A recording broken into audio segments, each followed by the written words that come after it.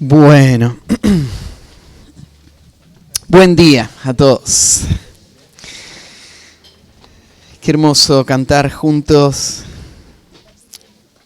y expresar estas verdades y afirmar nuestro corazón en esto que estamos diciendo, ¿no? El Señor es fiel, el Señor va a guiarnos, a sostenernos en medio de las dificultades que van a venir. El libro de Segunda de Timoteo es un testimonio de esta fidelidad, porque Pablo está escribiendo sus últimas palabras y él está animando a Timoteo a seguir corriendo la carrera hasta el final. Y se presenta a él mismo como un testimonio de la fidelidad de Dios y cómo el Señor le ha traído hasta este lugar donde él está ahora y la confianza que él tiene de que el Señor va a terminar la obra y que va a recompensar su vida por haber sido fiel. Y ahora Pablo lo exhorta a Timoteo y le va a decir, ahora te toca a vos. Yo terminé mi carrera, pero vos tenés todavía mucho por delante. Y lo que es importante es que ahora vos tomes la posta y te mantengas fiel al llamado que recibiste. Timoteo estaba pastoreando la iglesia ahí en Éfeso, guiando la iglesia ahí, y necesitaba estas palabras de Pablo. Necesitaba recordar todos los principios que estamos estudiando juntos. Y desde que empezamos Segunda de Timoteo parece que cada semana el tema que estudiamos termina con palabras de exhortación y de esperanza. El Señor nos llama a nosotros a ser fieles también. ¿En dónde estamos? En el lugar de nuestra vida espiritual donde hoy estamos, el Señor nos llama a ser fieles para que su obra pueda seguir adelante. La semana pasada estudiamos en el capítulo 2, versículos 14 al 19, un llamado de Pablo a Timoteo a que ser fiel como un obrero de Dios significa que él va a ser fiel en el uso de las Escrituras. Siendo que la Biblia es el instrumento que Dios usa para edificar la iglesia y para sostener la iglesia y para edificarla, para que la iglesia siga avanzando, entonces Timoteo como el hombre de Dios tiene que ser un hombre que usa bien la palabra de verdad. Hay peligros alrededor. Terminó en la última parte explicando Pablo de que Timoteo tiene que mantenerse fiel a la palabra porque hay muchas falsas enseñanzas que tienen el potencial de destruirlo todo.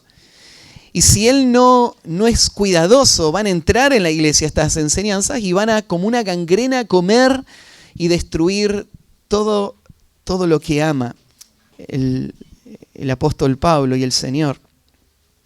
Pero cerró el apóstol con el versículo 19. Y déjenme volver a leerlo. Pero el fundamento de Dios está firme. Teniendo este sello, conoce el Señor a los que son suyos y apártese de iniquidad a todo aquel que invoque el nombre del Señor. Timoteo, se vienen tiempos difíciles. De entre la iglesia se van a levantar falsos creyentes, falsos maestros, que van a introducir herejías destructoras dentro de la vida de la iglesia. Y algunos van a lograr dispersar algunos de estos creyentes, algunos de estas personas que han estado ahí escuchando el evangelio y que van a ser arrastrados y apartados de la iglesia.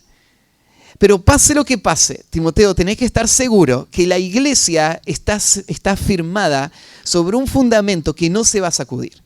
La iglesia no solo va a sobrevivir, la iglesia va a ser edificada y el Señor va a cumplir su promesa. Sus propósitos no están en riesgo. El Señor sabe quiénes son suyos. Aún en medio nuestro, el Señor conoce quién es el verdadero pueblo de Dios. Estar reunidos dentro de este salón no te hace parte de la iglesia de Cristo, sino tener a Cristo como tu Salvador. Y el Señor conoce a los que son suyos. Y los que son suyos tienen un llamado muy especial, a alejarse del pecado, a alejarse de la iniquidad y vivir una vida que glorifique a Dios. Hoy vamos a comenzar con el versículo 20, vamos a ver si llegamos a cubrir hasta el versículo 26. Y lo que Pablo va a hacer ahora es seguir este tema. Timoteo tiene que ser un hombre fiel. Recién habló de la fidelidad en el uso de la palabra. Y ahora Pablo le va a hablar a Timoteo que aunque la iglesia va a subsistir, la iglesia va a seguir adelante, Timoteo tiene que ser uno de aquellos que el Señor va a usar para que la iglesia sea firmada y sea edificada. Timoteo tiene que desear ser un instrumento útil en las manos del Señor. Mira, pase lo que pase, te mantengas o no te mantengas, abandones la fe o no abandones la fe, la obra del Señor va a seguir adelante. Pero la pregunta es, ¿qué lugar vas a tener vos dentro de esa obra?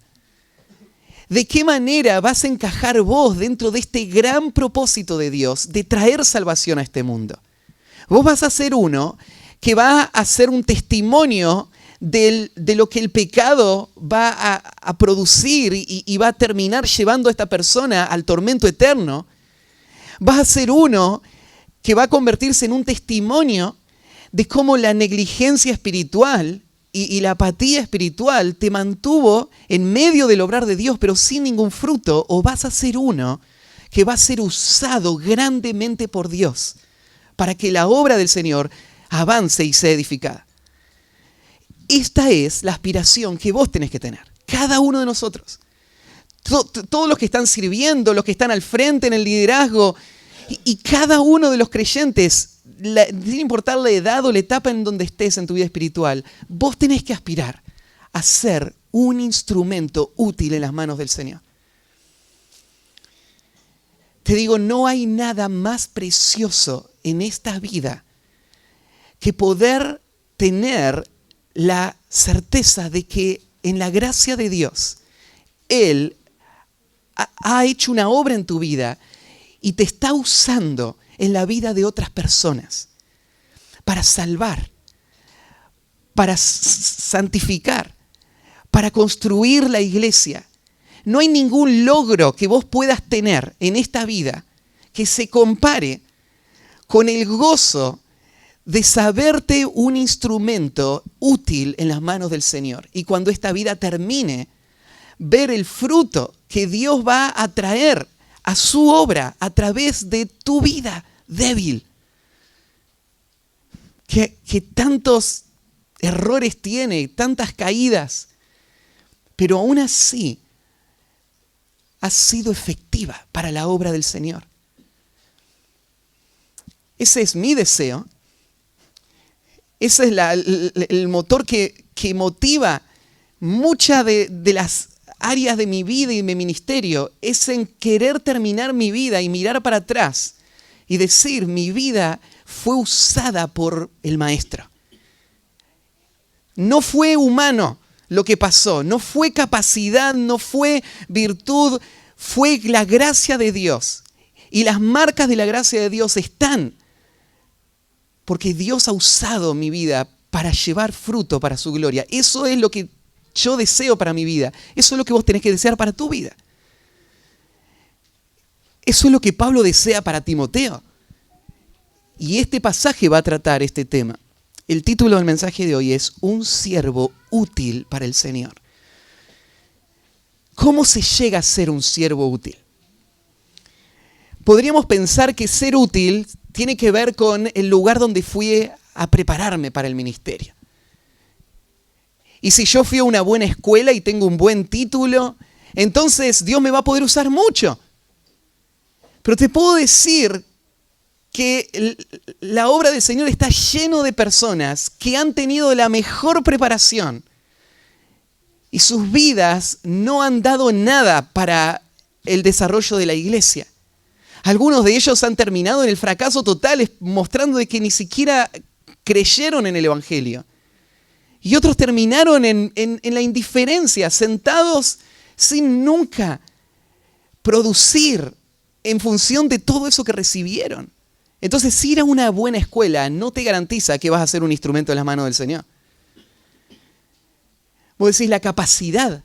Tal vez los hombres que Dios usa muchísimo son personas sobrehumanas, son esos héroes que tienen cualidades que yo nunca voy a tener. Y esas son las personas que Dios usa grandemente. Son las personas de las que se escriben las biografías. Pero yo nunca voy a llegar a hacer eso. Pero quiero decirte, no es capacidad. Lo que Dios va a tomar para hacer su obra no es lo que marca cuánto Dios va a usar un instrumento y cuánto fruto le va a dar a ese instrumento. Este pasaje nos va a mostrar qué es lo que Dios ve. En base a qué Dios usa una vida de forma eficaz para darle mucho fruto y edificar su iglesia a través de esta persona. Así que vamos a estudiar sobre este tema, un siervo útil para el Señor. Déjenme leer el pasaje y lo vamos a mirar juntos. 2 Timoteo 2:20.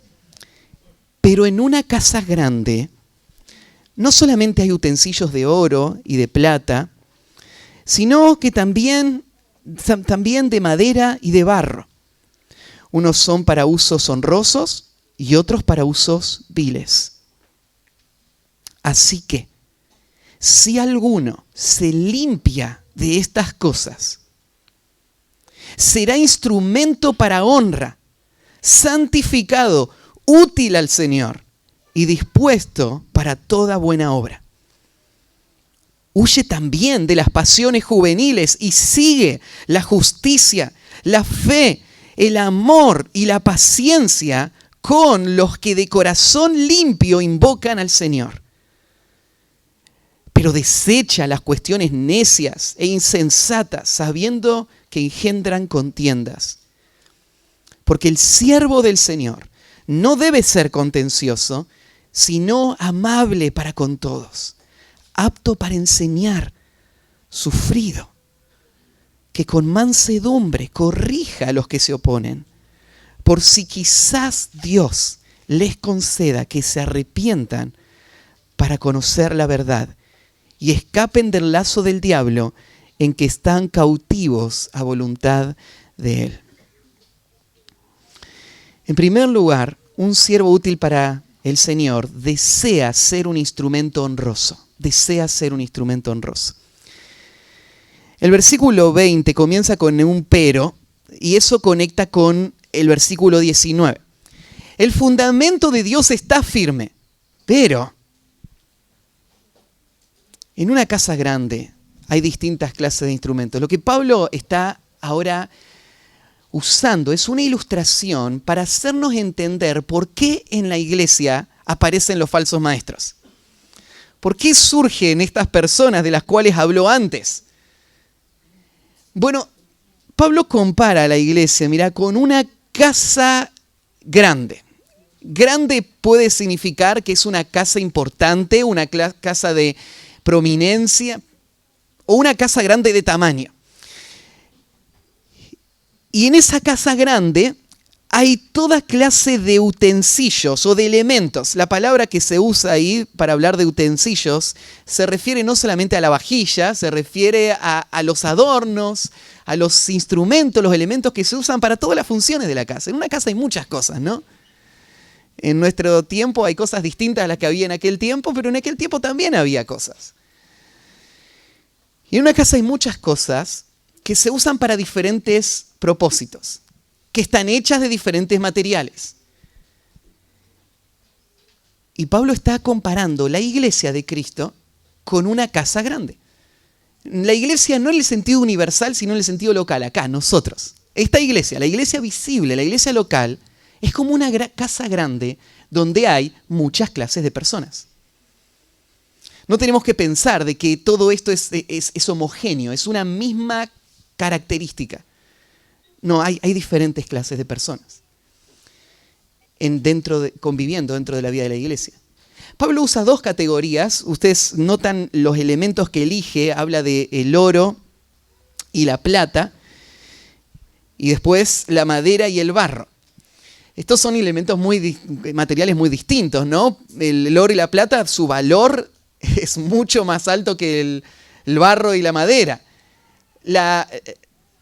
la durabilidad de estos elementos también, ¿no? Ahí en 1 Corintios capítulo 3, donde se usan elementos parecidos a los que tenés acá, unos se queman y los otros no se queman. Uno se destruye, el otro no se destruye. Son elementos distintos. Pero Pablo no solamente tiene en mente que están hechos de algo distinto, sino que se usan para algo distinto. Todo se usa en la casa. Se usa de diferentes maneras. Se usa en base a la apreciación que uno tiene por eso y a la forma en la que uno decide agarrar eso y usarlo para sus propósitos. Y por eso, mirá lo que dice, hay diferentes elementos y unos son para usos honrosos y otros para usos viles. La palabra honra tiene que ver con algo que se valora, se estima, y algo vil tiene que ver con algo que trae vergüenza, deshonra, desgracia. Si vos mirás en esa época, una familia tenía diferentes cosas que usaba, ¿no? Por ejemplo, en casa nosotros tenemos una vajilla que la usamos cuando viene gente especial. Y la usamos cuando vienen invitados a casa, ¿no? Y para el resto del día a diario usamos los demás. Porque, bueno, vos los apreciás distinto y le vas a dar un uso distinto. Tenemos, por ejemplo, un bol que usamos para poner comida, pero tenemos otro contenedor que lo usamos para tirar la basura. ¿Sí? Y son diferentes elementos que se usan para cosas distintas. Pablo está usando acá un gran contraste. Y está viendo, por un lado, tenés elementos que van a servir para representar algo muy valioso, algo muy especial, algo que merece lo mejor. Y por el otro lado, esa expresión vil, tal vez la imagen que Pablo tiene en mente, es la de instrumentos que se usaban para sacar la basura. Había contenedores, había vasijas que se usaban para comida y otras vasijas que se usaban para tirar la basura. No eran las mismas, ¿no? No usaban lo mismo para hacer las dos cosas. La vasija que se usaba para aún las necesidades, los excrementos, se ponían en contenedores y se tiraban. La distancia que Pablo está haciendo entre estas dos categorías es enorme. Uno para tirar el excremento y la basura y el otro para ponerlo en la mesa cuando llegan los invitados o para usarlo para los propósitos más nobles. Pero es algo interesante. Todos los elementos se usan en la casa. Todos se usan. Mira, vos no tenés la libertad de decidir si Dios te va a usar o no. Porque Dios va a usar a cada uno de ustedes y a mí. A cada persona en el mundo entero Dios va a usar. Pero Dios no va a usar a todas las personas de la misma manera. Dios no usó igual a Faraón que a Moisés en su plan de liberar a Israel de Egipto, ¿no? A Faraón Dios lo usó, fue su instrumento. Porque Dios lo puso en el lugar donde él estaba. Dios endureció el corazón de Faraón y Dios se glorificó en Faraón con la dureza de ese corazón. Y después Faraón terminó castigado y condenado por la dureza de su corazón. Y Dios usó a Moisés como el libertador, como el hombre de fe. Y a través de su mano Dios hizo todas esas señales, pero Dios los usó a ambos. Eso es la vida de la iglesia. La soberanía de Dios, el gobierno que Dios tiene sobre todas las cosas, hace que todas las cosas sean usadas por Él.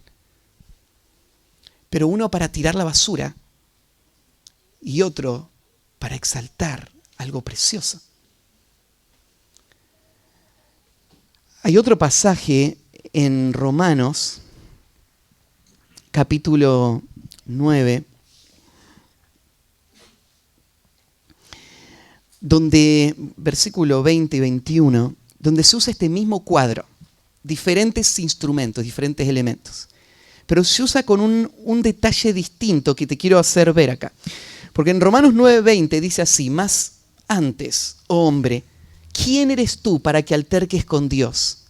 ¿Dirá el vaso de barro al que lo formó, ¿por qué me has hecho así?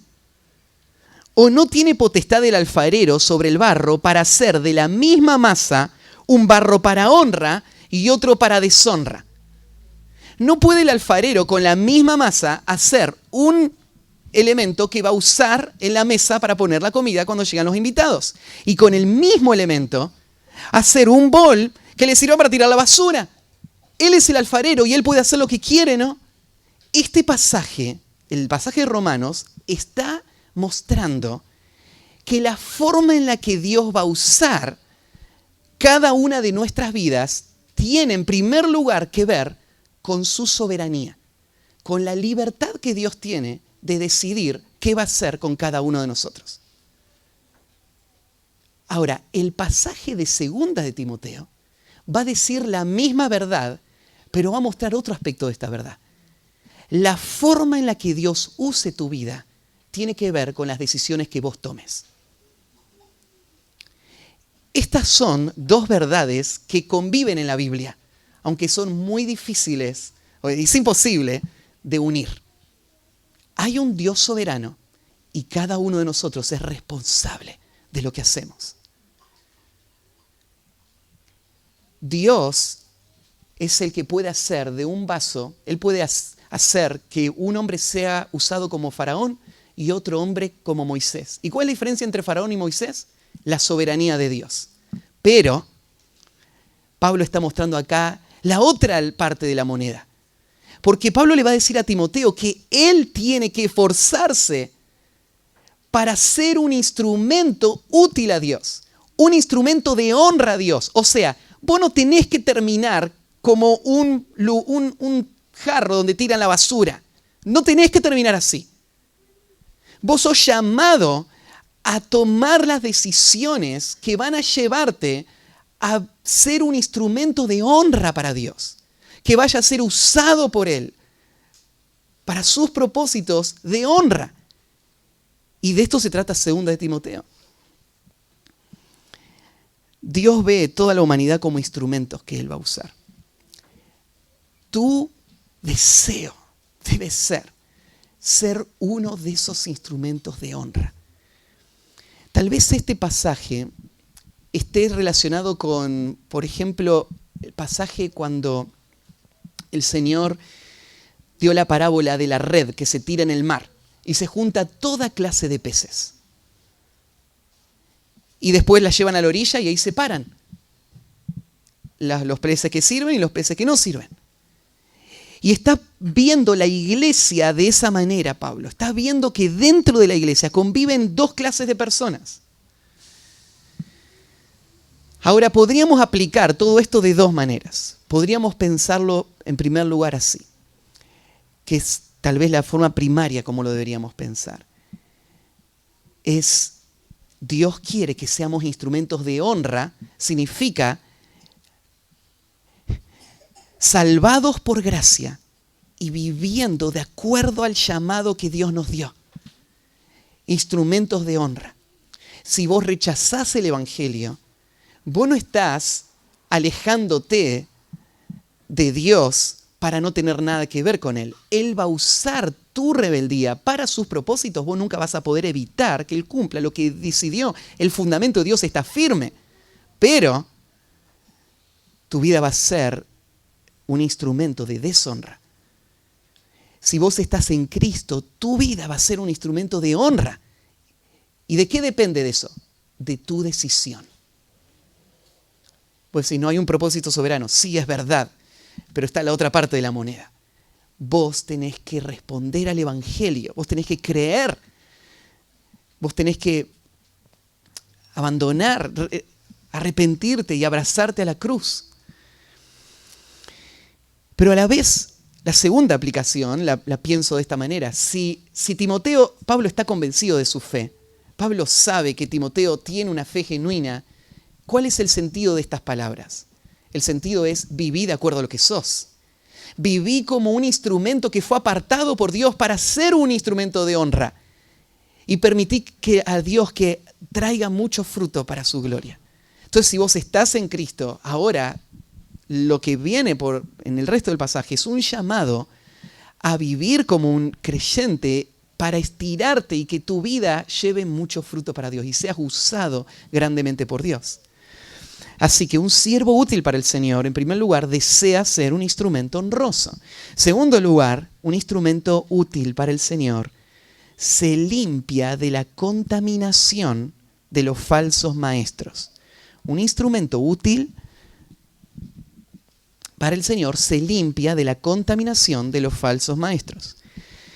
Mira el versículo 21. Así que, ya que en la iglesia conviven estas dos clases de personas, así que, si alguno se limpia de estas cosas, será instrumento para honra. ¿De cuáles cosas se debe limpiar? No lo dice directamente el versículo, tenés que ver a qué está haciendo referencia. Es estas cosas. Y para eso tenés que ir a los versículos anteriores, en el párrafo anterior, donde Pablo estuvo hablando de los falsos maestros. La palabra cosas no está en el idioma original. Lo que tendríamos que leer, si alguno se limpia de estos, que puede ser cosas o personas, hombres o mujeres, porque la terminación que tiene ahí corresponde a los tres géneros en plural.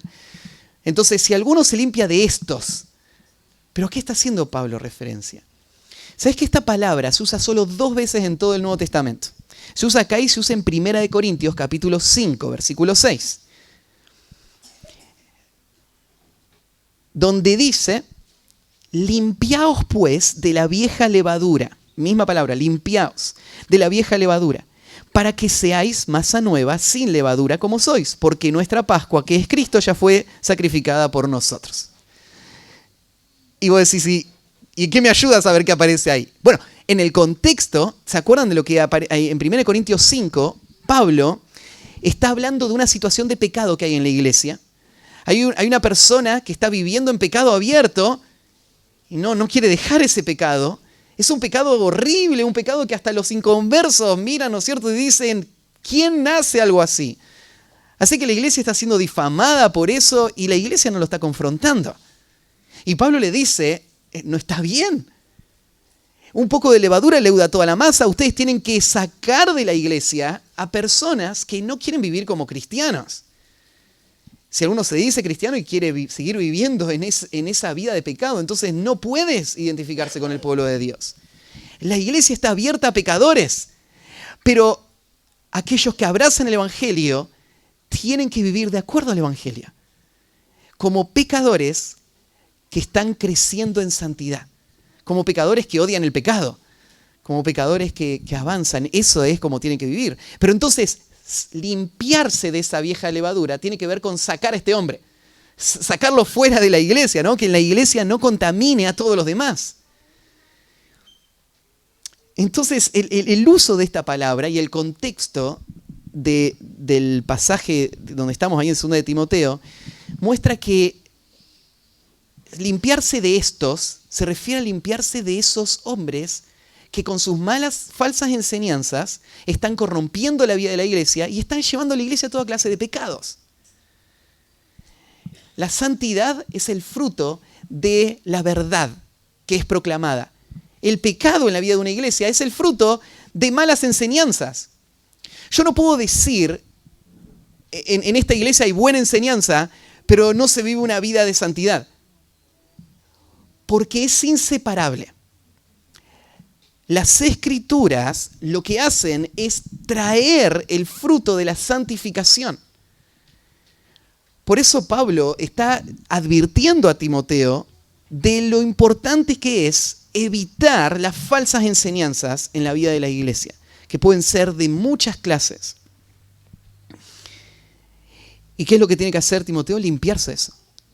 Limpiarse implicando no darle ningún lugar. Sacarlas por completo. Es lo que dice el Salmo 1. Cuando comienza el libro de los Salmos dice, bienaventurado, súper feliz, el varón que no anduvo en consejo de malos, ni estuvo en camino de pecadores, ni en silla de escarnecedores se ha sentado, sino que en la ley de Dios está su delicia. ¿Quién es la persona súper feliz? En primer lugar, es la persona que no está expuesta a los falsos maestros. Es la persona que no está dejando entrar en su mente y en su corazón la mentira, sino que enfoca toda su atención en la verdad de la palabra de Dios. Y vos decís, Matías, estamos en una iglesia bíblica, pero los falsos maestros están en todos lados, están en tu teléfono. Aún el mundo secular, con sus ideologías, donde vos estás todo el tiempo escuchando esos programas, esos noticieros, esos promotores de ideas económicas, sociales, morales. Todo eso lo que está haciendo es trayendo a tu mente cosas que son contrarias a la verdad de Dios. Es súper feliz el que se deleita en la ley de Jehová. Ahí está su gozo. Eso es lo que escucha, eso es lo que aprende, eso es lo que llena todo lo que él piensa, todo lo que, para lo cual él vive. En el contexto de la iglesia, ¿no es cierto? De eso solo hablamos, eso es lo único que nos interesa. Entonces, el que se limpia de estas cosas, él va a ser un instrumento de honra. Ya vimos, ¿no? La diferencia de honra y deshonra. ¿Quién va a ser el instrumento de honra? Y describe de qué manera él va a ser usado por Dios como un instrumento de honra con 3 conceptos. Un instrumento de honra, en primer lugar, santificado. O sea, la persona que se está limpiando de esas ideas contrarias a la verdad de las Escrituras es la persona que muestra haber sido apartado por Dios de este mundo para ser suyo. Él fue santificado. Él fue consagrado a que toda su mente, su vida, sus fuerzas estén enfocados en el Señor. Él fue santificado para esto. Ustedes saben, la santificación es algo pasado, presente y futuro. Fuimos santificados el día de nuestra conversión porque fuimos declarados santos. Estamos siendo santificados cada día por la palabra para parecernos cada día más a Cristo, y estamos llegando a ser lo que ya somos. Ya somos como Cristo y estamos llegando a ser como Cristo. Esa es la santificación. Y vamos a llegar a ser santos el día de la glorificación, cuando el Señor venga y lleguemos a ser. Todavía no se ha manifestado en nosotros lo que hemos de ser, pero cuando el Señor aparezca ahí, vamos a hacerlo. Entonces, un siervo útil al Señor es una persona que se limpia del error, se limpia de las falsas enseñanzas, tiene toda su delicia en el Señor. Y esto lo que expone es que Él ha sido consagrado, Él está separado y todo es para el Señor. Es santificado. En segundo lugar, Él es útil al Señor. A veces, perdón, uso ejemplos familiares, mi amor, pero mi esposa me dice: mi amor, no suena lindo que vos digas, podemos usar a esta persona para esto. Porque parece que es una cosa y vos lo vas a usar. No lo estás usando. Es una persona, él puede servir en ese área. Sí, yo no lo estoy diciendo en el sentido de usar, pero acá tengo un texto a mi favor, amada mía. Porque esta palabra, útil al Señor, quiere decir usable.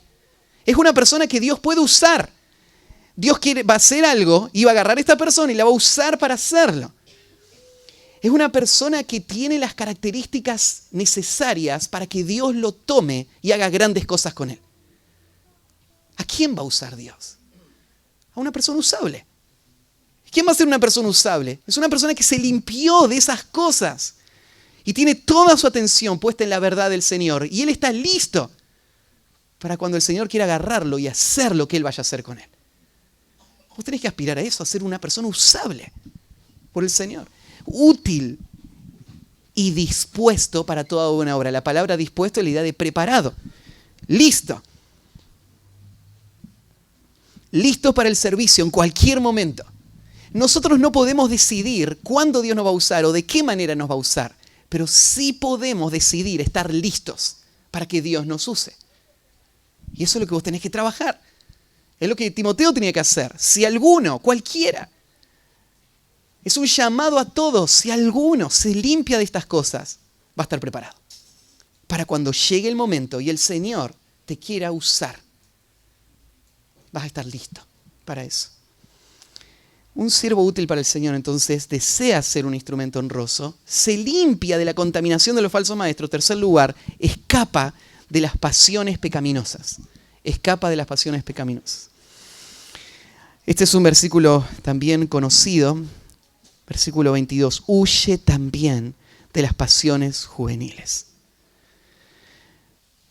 Un siervo de Dios que va a ser usado para usos honrosos es un hombre que aprendió a escapar,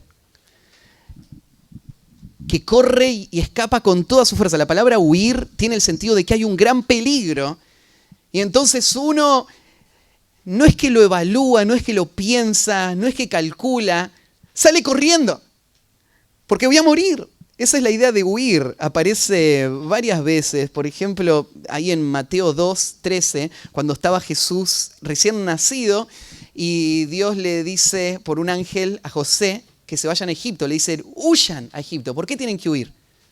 El rey quiere matarlos. Entonces, váyanse. ¿Y qué hizo José? Esa misma noche se levantó ahí mismo y se fue.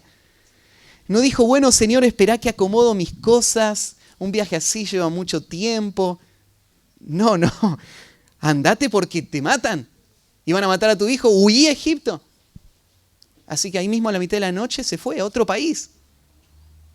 Eso es huir. Esa es la actitud que tiene una persona que va a poder ser útil para el Señor.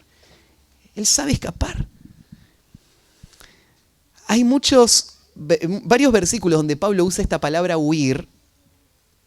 Te quiero hacer un recorrido rápido. Por ejemplo, en 1 Timoteo 6:11, Pablo le dice a Timoteo que huya de estas cosas. En el contexto tiene que ver con la avaricia. Huir de la avaricia. ¿Por qué? Porque el amor al dinero es raíz de todos los males. Toda clase de males vienen por el amor al dinero. Así que huí de la avaricia. Después, en 1 Corintios 6:18, huid de la fornicación, le dice a los creyentes ahí en Corinto. Escapen de la inmoralidad, escapen de la lujuria, escapen de la fornicación. Es un gran peligro, va a destruir todo. No podés jugar con esto, no podés estar calculando o evaluando o midiendo. No, escapá porque te mata. El tercero usa también en 1 Corintios 10:14, huir de la idolatría. La idolatría es cuando hay algo o alguien que toma el lugar de Dios en mi corazón. Y ahí está mi afecto, ahí está mi confianza, mi dependencia. Alerta, eso va a destruirlo todo. Dios odia la idolatría. Escapen de la idolatría. Pero acá en este pasaje, Pablo dice, huí de los deseos. Huí de las pasiones y después la complementa con las pasiones juveniles. Estos deseos tienen que ver con el viejo hombre que está todavía en nosotros, ¿no? Lo que la Biblia llama la concupiscencia. ¿Qué es la concupiscencia? Bueno, hay deseos naturales que Dios puso en el corazón que son buenos, pero que el pecado los distorsionó. Y entonces ahora esos deseos me arrastran a pecar. Y esos deseos están adentro mío y yo no me puedo guiar por lo que me dice mi corazón, porque mi corazón me va a llevar al desastre. Los deseos son un gran peligro. Y acá Pablo lo describe con una palabra más, los deseos, las pasiones juveniles. Tal vez lo que está mostrando Pablo acá es que hay algunos deseos que en la etapa de la juventud van a desarrollarse, van a acompañarnos el resto de nuestra vida, pero son característicos, ¿no es cierto? Porque ahí en la adolescencia o en la juventud es donde empiezan a surgir estas pasiones, las pasiones juveniles. Son un testimonio que Pablo está dando de lo que pasa en esta etapa de la vida. Ahora, ¿cuáles son las pasiones juveniles de las que tenemos que escapar? Lo primero que se tiene a la mente es, de la inmoralidad. Hay que escapar de la inmoralidad, sin duda. Pablo ya lo dijo, leímos, ¿no? Huir de la fornicación, eso hay que escapar. Pero probablemente Pablo acá no tiene solamente en mente esto de la inmoralidad, sino todo lo que un joven está inclinado a hacer por sus impulsos de joven. Ya sea el orgullo del joven, ¿no es cierto?, que piensa que él sabe todo y puede todo, la vanagloria, el querer ganar la atención de todas las personas, la ostentación, las ambiciones, la impaciencia, el enojo, la determinación a hacer lo que yo quiero hacer.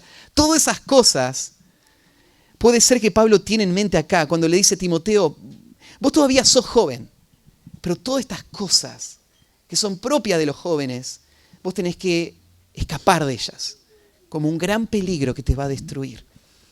Huye. Entonces, ese es el principio. Si vamos a ser útiles al Señor, tenemos que aprender a escapar de los pecados y de los deseos de nuestro corazón. No a controlarlos, no a manejarlos, no a negociar. Le damos un poquito y nos quedamos con otro poco, a huir como un gran peligro. Cuarto punto, un siervo útil para el Señor persigue la vida piadosa. Porque no solamente hay que escapar, tenés que usar esa misma fuerza que estás usando para correr para algo productivo.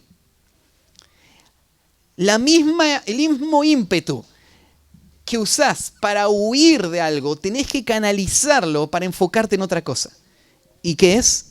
Sigue, y la idea de seguir no es la idea solamente de la dirección en la que vas, sino la actitud con la que vas. Es perseguir. Esta palabra se usa a veces, por ejemplo, para hablar de la cacería. Es seguir en el sentido de perseguir. Hay un animal, ¿no es cierto? Y se me está escapando y lo quiero alcanzar. Y bueno, lo estás persiguiendo para agarrarlo. Hasta que no lo agarre, no parás. No sé si viste alguna vez un perro corriendo una liebre, por ejemplo. Un grupo de perros corriendo. Sí, dice allá atrás, ¿no? Ahí están, persiguiendo a la presa. Bueno, todos los días tenés que acordarte de esa imagen y decir, así tiene que ser mi vida cristiana. Tengo que correr y correr y correr para perseguir. Pero ¿qué es lo que voy a perseguir? Voy a perseguir la justicia, la fe, el amor, la paz.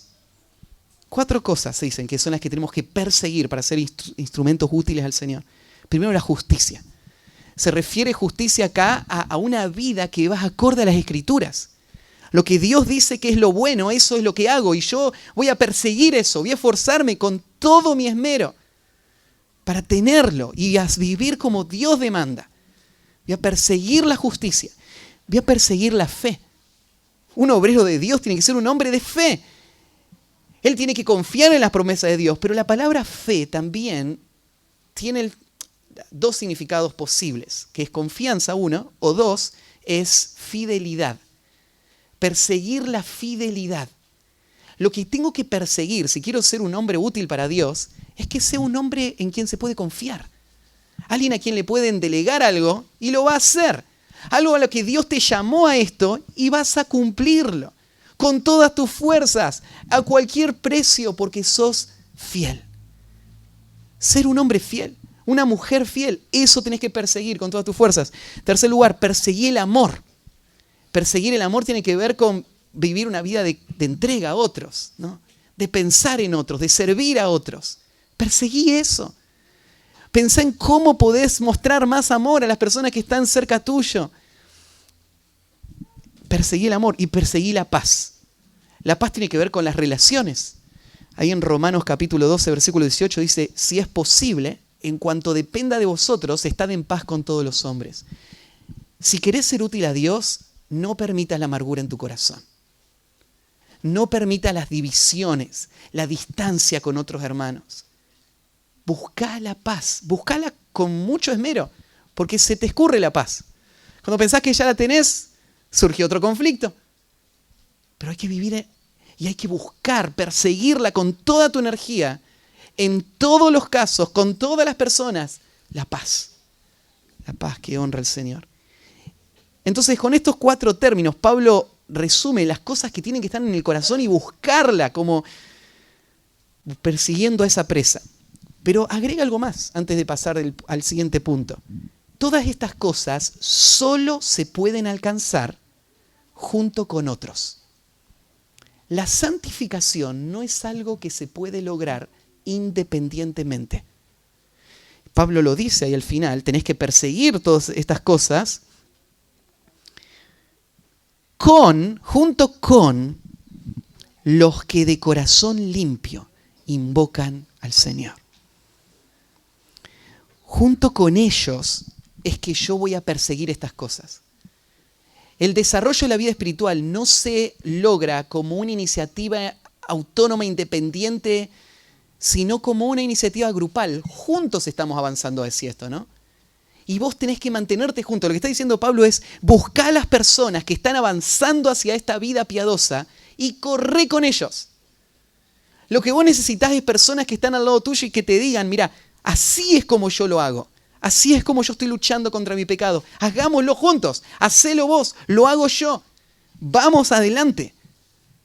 Esa es la forma en la que la vida cristiana se desarrolla. Por eso es tan valioso construir relaciones profundas. Es ser transparente. Es poder crear puentes de confianza con hermanos. Porque todo esto lo tenés que buscar. Si vos querés ser útil a Dios, tenés que buscarlo. Pero junto con los que invocan al Señor, estas personas que están avanzando en esa dirección, también al lado tuyo. Quinto punto, un siervo útil para el Señor mantiene un sano discernimiento. Mantiene un sano discernimiento. Pablo va a volver a insistir en el versículo 23 de algo que ya nos dijo antes, pero el hecho de que él lo repita muestra lo importante que es para Pablo y el peligro que él ve, y por eso es importante que lo vuelva a decir. ¿Qué es lo que dice? Mira, pero desecha las cuestiones necias e insensatas, sabiendo que engendran contienda. Ahí la palabra cuestiones tiene que ver con cuestionamientos. Mantiene un sano discernimiento, es el punto 5. ¿Sí? La palabra cuestiones tiene que ver con cuestionamientos.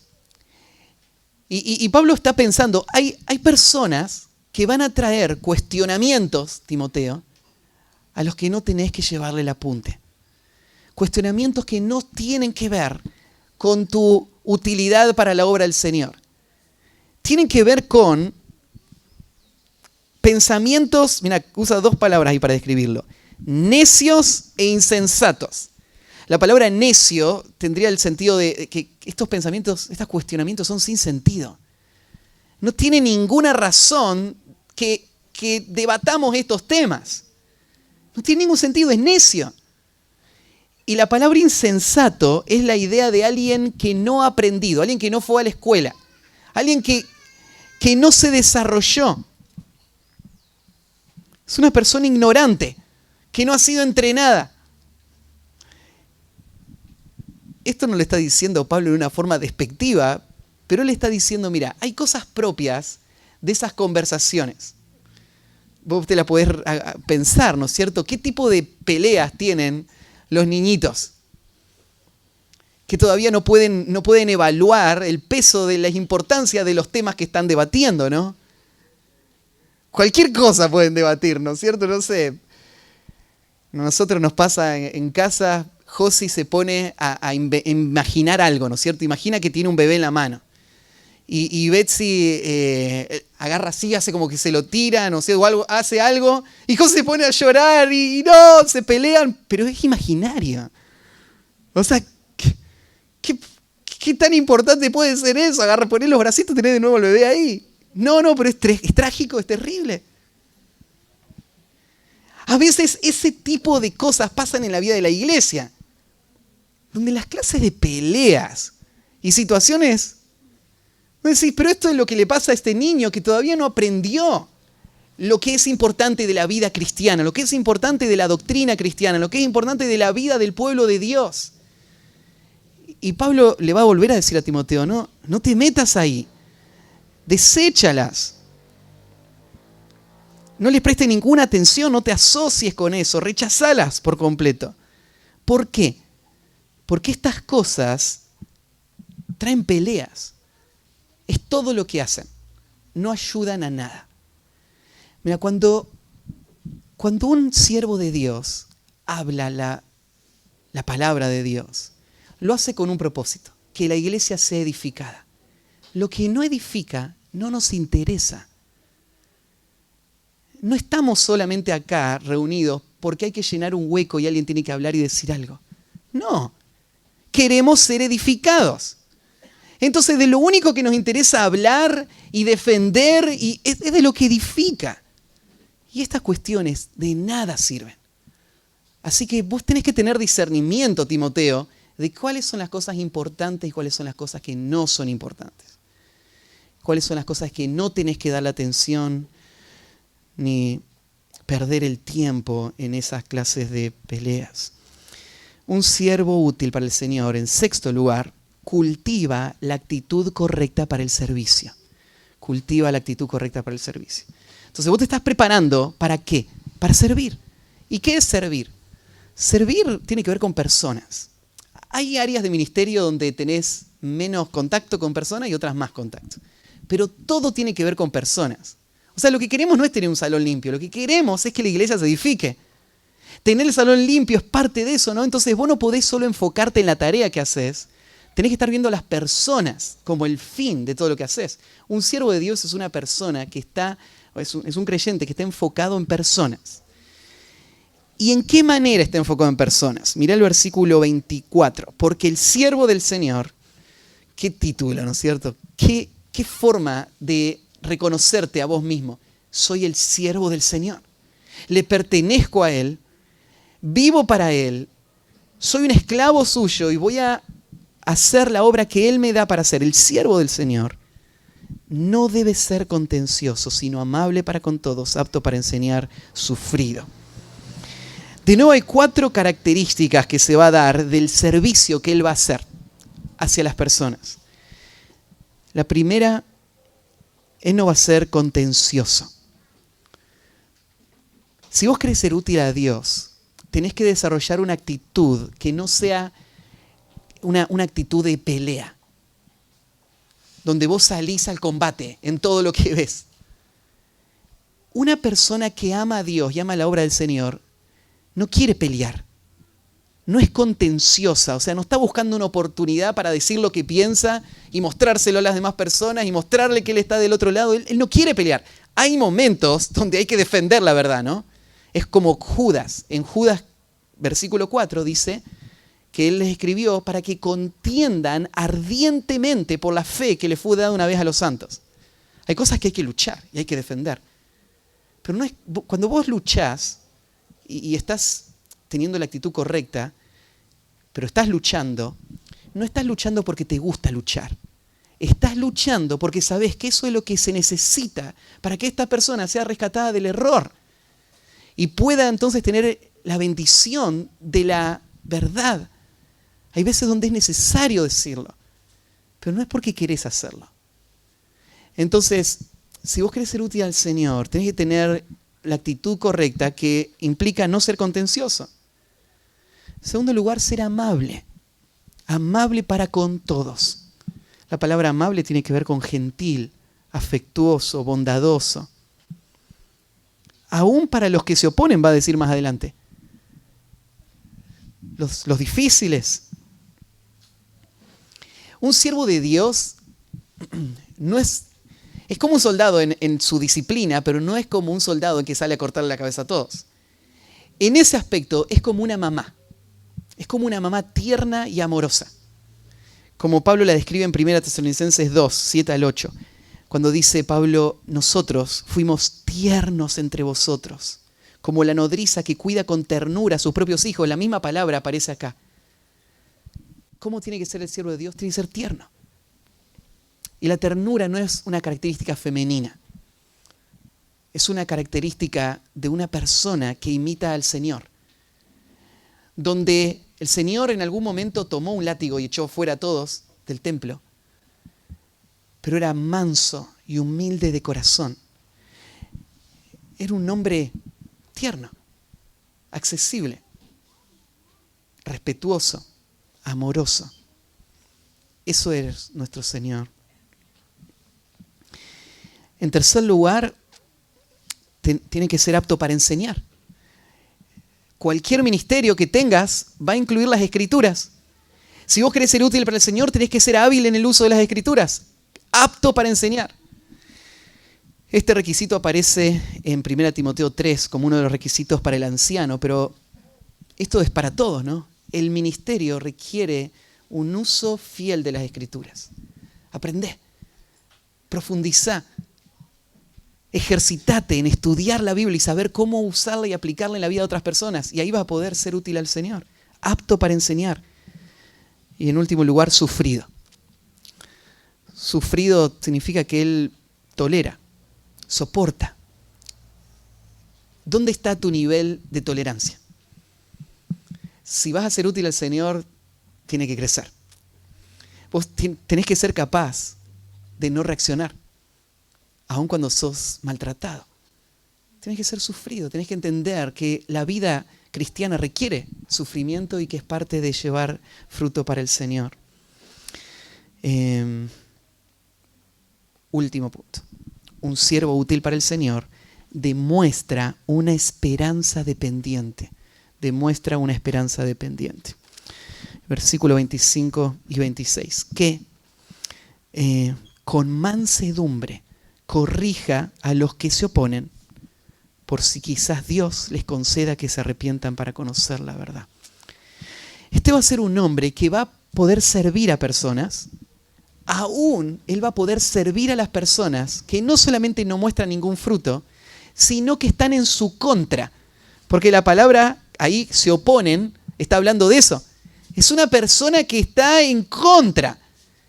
Y aún a esa persona que está en contra, Él es capaz de tratarlo con mansedumbre. Su corazón está controlado y Él va a ser gentil, respetuoso. ¿Por qué lo va a hacer? Él va a entender un principio que es muy importante para el ministerio, para ser un buen siervo de Dios. Es entender que es Dios el que obra en los corazones. Y que la misma persona que hoy es tu enemigo, mañana puede ser tu hermano amado en el Señor.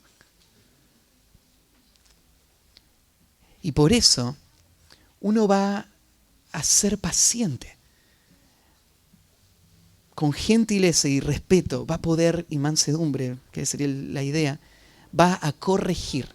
La palabra corregir tiene que ver con instruir, a veces tiene que ver con disciplinar, pero tiene el propósito de encaminar, de dirigir. Y eso es lo que se va a tratar de hacer una y otra vez.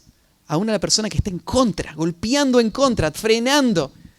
Pero espera, la obra del Señor no está en riesgo, ¿te acordás? El fundamento del Señor está firme, entonces no tengas miedo de que Él esté en contra. Más bien, con mansedumbre, seguí adelante, porque tal vez Dios conceda. Y ahora, fíjate esta expresión.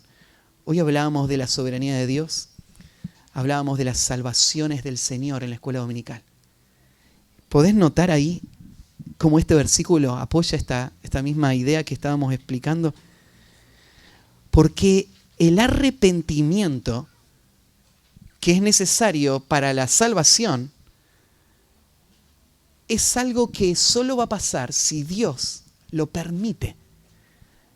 La idea de conceder muestra que aún Dios es soberano sobre esto. Dios le va a dar el permiso. Dios se los va a dar como algo que ellos van a tener, este arrepentimiento. Hay muchos textos que lo muestran así, ¿no? En Hechos 5:31, por ejemplo, se usa en esta forma. En Hechos 11:18. ¿Te acordás de la historia de Hechos 11:18? Es cuando a Pedro lo llaman para ir a la casa de Cornelio y allá él no quería ir primero, pero después va y les comparte y viene el Espíritu Santo y se sorprende. Y después cuando da el testimonio a la iglesia de lo que había pasado, lo dice con estas palabras. Entonces, oídas estas cosas, callaron y glorificaron a Dios, diciendo, de tal manera que también a los gentiles ha dado Dios arrepentimiento para vida. Nosotros pensamos que solo Dios permitía que nosotros los judíos nos arrepintamos y que tengamos vida. Pero mira, también a los gentiles Dios se los permite. Pero usa esa misma expresión. El siervo de Dios está confiado en el obrar que Dios hace en los corazones. Él no está tratando de manipular, Él no está en control de las situaciones, Dios es el que lo hace. Así que con mansedumbre Él corrige, esperando tal vez que Dios lo conceda y escapen del lazo del diablo. Esta es la situación en la que están presos, están atados por Satanás. Termina con una expresión que dice en que están cautivos a voluntad de Él. La verdad es que esa última expresión, en griego, el él que aparece ahí al final, no parece estar haciendo referencia a Satanás, sino a Dios. Y lo que está diciendo Pablo acá sería que escapen del lazo del diablo en el sentido de estar dominados por la voluntad de Dios. Está haciendo un contraste entre ser esclavo de Satanás y ser esclavo de Dios. El propósito, el deseo es que Dios les conceda que se arrepienten y que dejen de estar en la prisión de Satanás y puedan hacer la voluntad de Dios. Bueno, decíamos al principio, no hay honor más grande que ser usado por Dios como un instrumento de honra. Cuando Dios toma una vida y decide cumplir sus propósitos a través de esa vida. Lo que nos toca ahora es dedicarnos a ser la clase de hombres y mujeres que Dios va a usar para sus propósitos. Y que el Señor nos llene de su fruto para su gloria. Oramos, terminamos. Padre, gracias por tu palabra, porque ella es la única responsable por cualquier forma de fruto que ha habido en nuestra vida y que habrá hasta el final. Y cuando la escuchamos, no estamos escuchando a un hombre hablar, estamos escuchando tu voz, viendo tus palabras, y ellas calan profundo en nuestro corazón. Y Señor, ¿qué soy yo? ¿Qué es Pablo? ¿Qué es Apolos? No somos nada, Señor. Son instrumentos. Somos vasos de barro en donde ha sido depositado un tesoro. No hay ningún mérito, no hay ninguna gloria personal. Pero Señor, qué privilegio, qué gozo que el Rey del cielo nos tome y nos use para sus tareas, para sus fines, sus propósitos. Queremos que lo hagas, Señor. Límpianos, más y más, ayúdanos a dedicarnos a todas estas exhortaciones que hemos escuchado hoy, para que podamos ser esos instrumentos y nuestra vida pueda llevarte gloria a ti. Te alabamos en el nombre de Cristo Jesús. Amén.